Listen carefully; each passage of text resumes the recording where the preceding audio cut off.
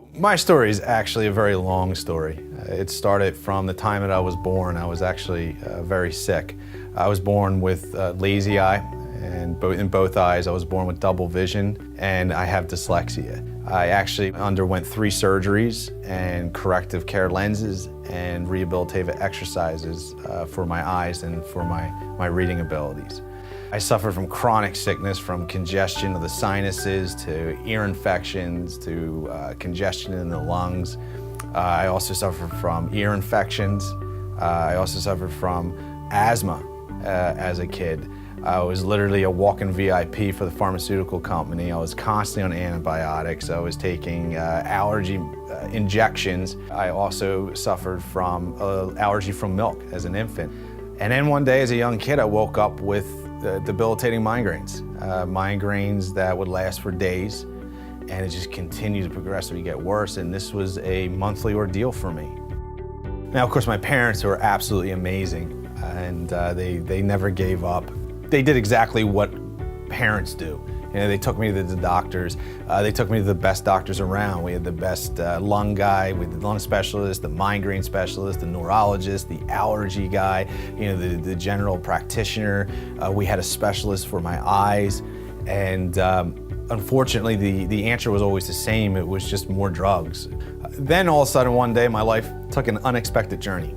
My father, who was going to a chiropractor at the time for his low back, I just happened to mention to him everything that I was going through, and the chiropractor told him to bring me in so he could evaluate me and check me out, that he might be able to help me.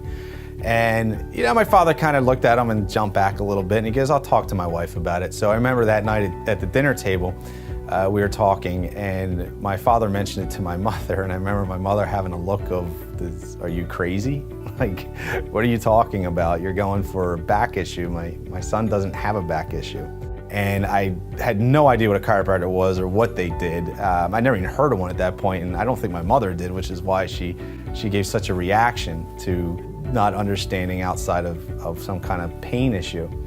And I remember them discussing it, and my father was all open-minded to it, and my father said, "You know what, we don't have anything to lose. We've done everything else. Why not just find out if maybe this can at least help him?" And my mother agreed to it, and she said, "Okay, let's go find out, you know, what's going on."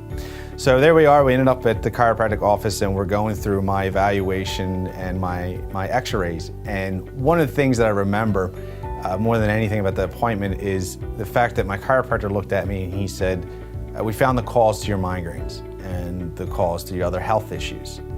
And my mother again had this look of what going through her eyes.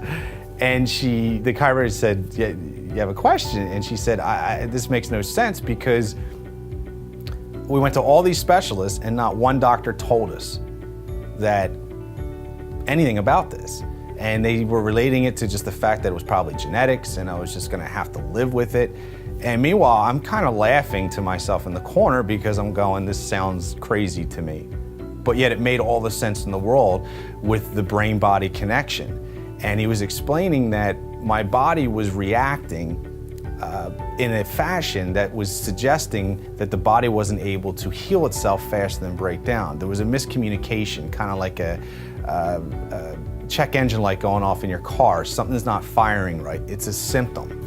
So the body cannot function optimally, and it's letting me know that there's something wrong. We just had to find the cause to the problem.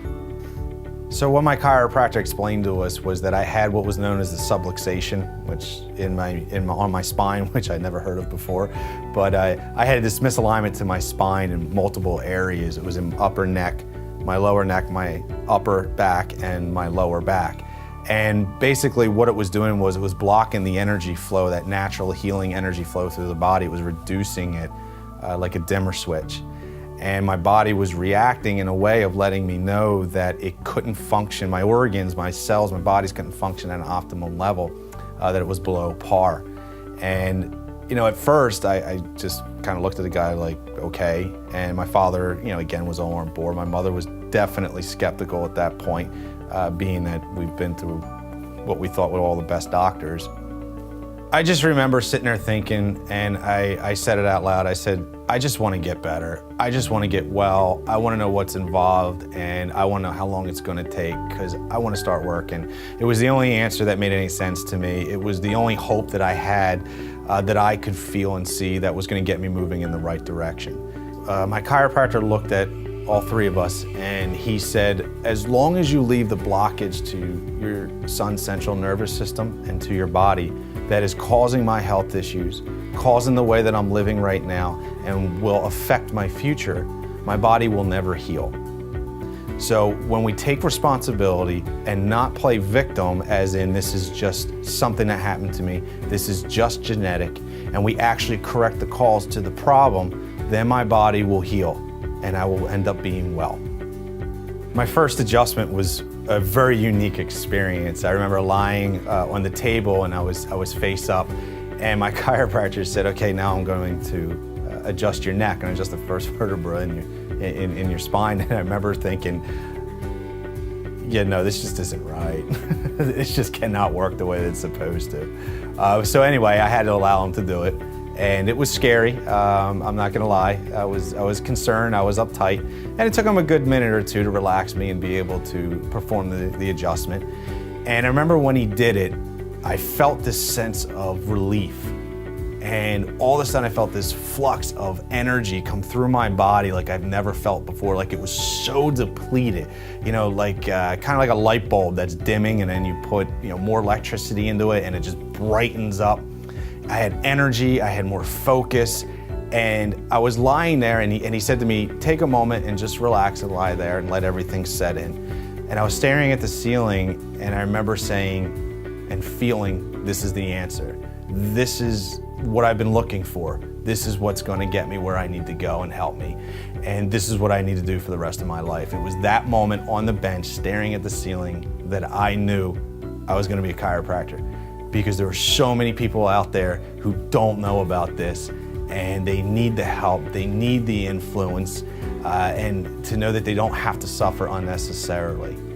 And from that moment, as more and more treatments went on, my life just got better and better and better. It went from one of suffering to one of fulfillment. And because of my chiropractor, since the age of 12, I have been off all my medications. I haven't needed any of my medication, my allergy injections, my inhalers, my corticosteroids, my antibiotics, my migraine medications.